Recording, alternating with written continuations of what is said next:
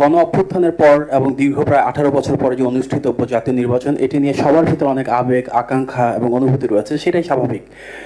সেক্ষেত্রে নির্বাচন কমিশনের যে লেভেল প্লেইং ফিল্ডের দায়িত্বের কথা আমরা বলছি, এটা শুধু রাজপথে বা নির্বাচন পরিচালনার ক্ষেত্রে না, অনলাইনে অনেক বেশি গুরুত্বপূর্ণ।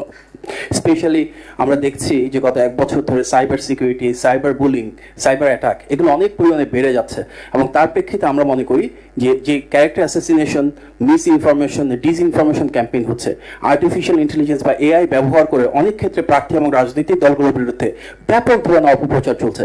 এটা আসলে গণ অভ্যুত্থানের আকাঙ্ক্ষা না। এই প্রেক্ষিতে আমাদের দল, বাংলাদেশ জাতীয়তাবাদী দল বিএনপির কাছ থেকে একটা সুনির্দিষ্ট প্রস্তাবনা আছে। আমরা আপনাকে প্রস্তাবনা দিচ্ছি যে নির্বাচন কমিশনের অধীনে একটা ফ্যাক্ট চেকিং সেল কি করা যায় কিনা, যে ফ্যাক্ট চেকিং সেলটার দুইটা লেভেল অপারেট করতে পারে, একটা সেন্ট্রালি ইসি হেডকোয়ার্টার্সে আর একটা ডিসেন্ট্রালাইজেশনের মাধ্যমে উপজেলা লেভেলে।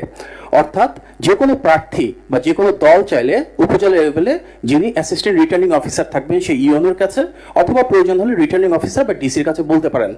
একই সাথে সেন্ট্রালি ইসি হেডকোয়ার্টার্সে এসেও উনি কমপ্লেন্টটা লজ করতে পারেন। এই ডিসেন্ট্রালাইজেশনের মূল উদ্দেশ্য হচ্ছে সারা বাংলাদেশ থেকে হয়তো অনেক ব্যাপক পরিমাণ সংখ্যা হবে, সেটা একটা জায়গায় যদি শুধু এখানে নোটিফাই করা হয়, ইনভেস্টিগেশন এবং রিপোর্টিং সিস্টেম হয়তো অনেক বেশি টাইম লাগবে। যার কারণে আমাদের প্রস্তাবনা, এটা যদি আমরা উপজেলা লেভেলে দিই এবং একটা নির্দিষ্ট সময় বেঁধে দিই প্রত্যেকটা কমপ্লেইনের এগেনস্ট ইনভেস্টিগেশনের জন্য, রিপোর্টিং এর জন্য, এবং তারপর সেটা ডিসেমিনেশন বা প্রচারণার জন্য, তাহলে হয়তো লেভেল প্লেইং ফিল্ডটা তৈরি করা অনেক সহজতর হবে। সেক্ষেত্রে আমরা প্রপোজ করছি যে আপনাদের যে অ্যাপ আছে সেই অ্যাপের সাথে একটা অ্যাপ্লিকেশনের ঘর রাখার সুযোগ আছে, ফিজিক্যালি লেটার বা অ্যাপ্লিকেশন করার সুযোগ থাকতে পারে, ওয়েবসাইটের মাধ্যমে করা থাকতে পারে, এবং যে রেজাল্টটা আসবে, যে কোনো প্রার্থী বা রাজনৈতিক দল যদি কোনো অপপ্রচার বা অপতথ্যের বিরুদ্ধে আপনাদের কাছে অভিযোগ করে, তখন নির্বাচন কমিশন সেটা তদন্ত করে দেখতে পারে, এবং সেন্ট্রাল যে ওয়েবসাইট আছে সেখানে যেমন দেওয়া সম্ভব, একই সাথে উপজেলা বা জেলা পর্যায় থেকে যিনি এআরও বা আরও হিসাবে থাকবেন, ওনারা ওনাদের মতন করে সেটা রেগুলার ফিডব্যাক দিতে পারবেন।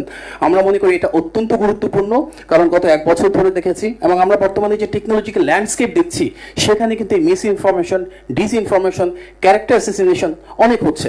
স্পেশালি আমরা নারীর ক্ষমতায়নের কথা বলি, কিন্তু যারা নারী প্রার্থী রয়েছেন, যারা নারী রাজনীতিবিদ রয়েছেন, ওনারাও কিন্তু টার্গেটেডভাবে এ ধরনের অপপ্রচার এবং হেনস্থার শিকার হচ্ছেন। আমাদের প্রস্তাবনা হচ্ছে এটাকে কার্যকর করবার জন্য ফেসবুক এবং ইউটিউব সহ যেগুলো মোটামুটিভাবে খুব বেশি প্রচলিত সোশ্যাল নেটওয়ার্ক রয়েছে, ওনাদের সাথে কথা বলা সম্ভব, ওনাদের কাছে সার্টেন কন্টেন্ট প্রোভাইড করা সম্ভব, যেগুলো প্রমাণিত অপতথ্য এবং অপপ্রচার থাকবে, সেগুলো ওনাদের সাথে আলোচনার প্রেক্ষিতে কিন্তু ওনারা চাইলে সেটাকে ডিজলভ করতে পারে, সেটা নামিয়ে দিতে পারে। যে অ্যাকাউন্টগুলো থেকে এগুলো হচ্ছে সেগুলোর বিরুদ্ধে হয়তো চাইলে ওনারা ব্যবস্থা নিতে পারেন।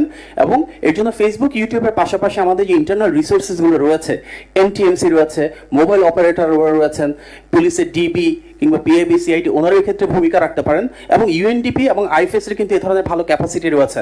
আমরা যদি আমাদের যারা ইন্টারন্যাশনাল পার্টনার্স রয়েছেন ওনাদের সাথে কাজ করি, তাহলে এই সমস্যাটা অনেক সমাধান করা সম্ভব হবে ইনশাআল্লাহ। ধন্যবাদ। আসসালামু আলাইকুম।